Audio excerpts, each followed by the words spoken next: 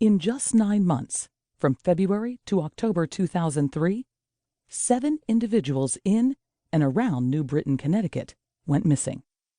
All of their bodies were subsequently found in close proximity to one another in a wooded lot behind a suburban strip mall.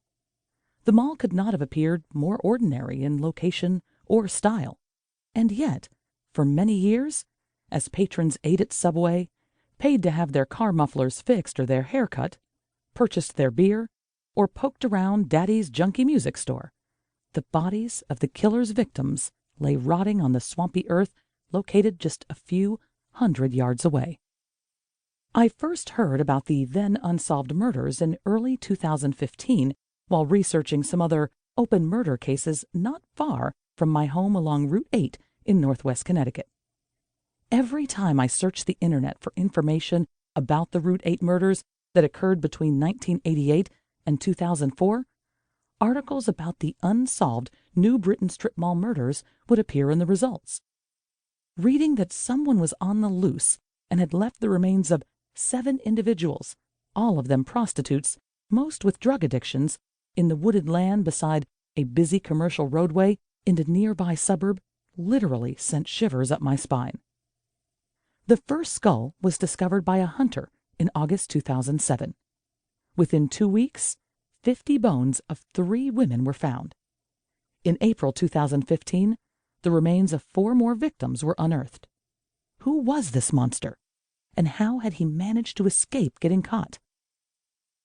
I live near Winsted, Connecticut, on a town devastated by the flood of 1955 when the overflow of the Mad River wiped out one side of Main Street. Like most New England towns, Winsted contains many ghostly legends, including the myth of the Winsted Wild Man. As the story goes, in the summer of 1895, a local town official was out picking berries and saw a large man, stark naked and covered in hair all over his body, emerge from the bush.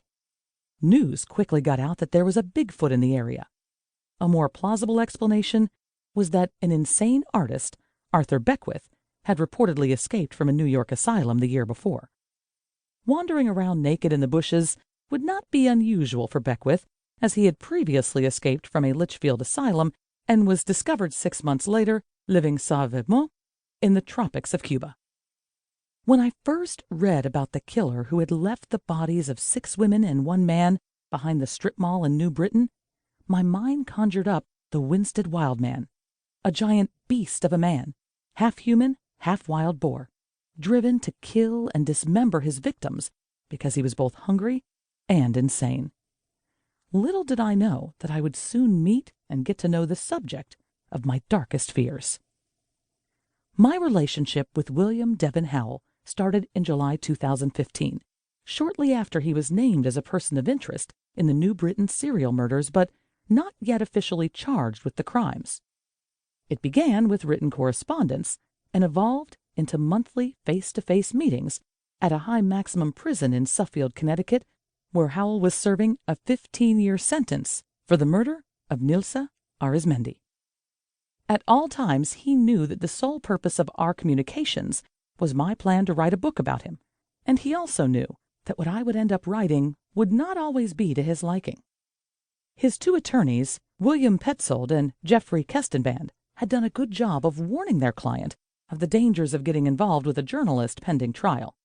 They later remarked on the psychological dynamic that I had with Howell, whereby Howell often stood up to them and went against their legal advice in order to stay connected with me. Predictably, our author-subject relationship was complicated, confusing, surprisingly intense, and, quite frankly, a head trip of the highest order. Many times I wondered what I had gotten myself into by deciding to write a book about a man alleged to have committed such heinous crimes. Howell suggested that I title the book Dancing with the Devil.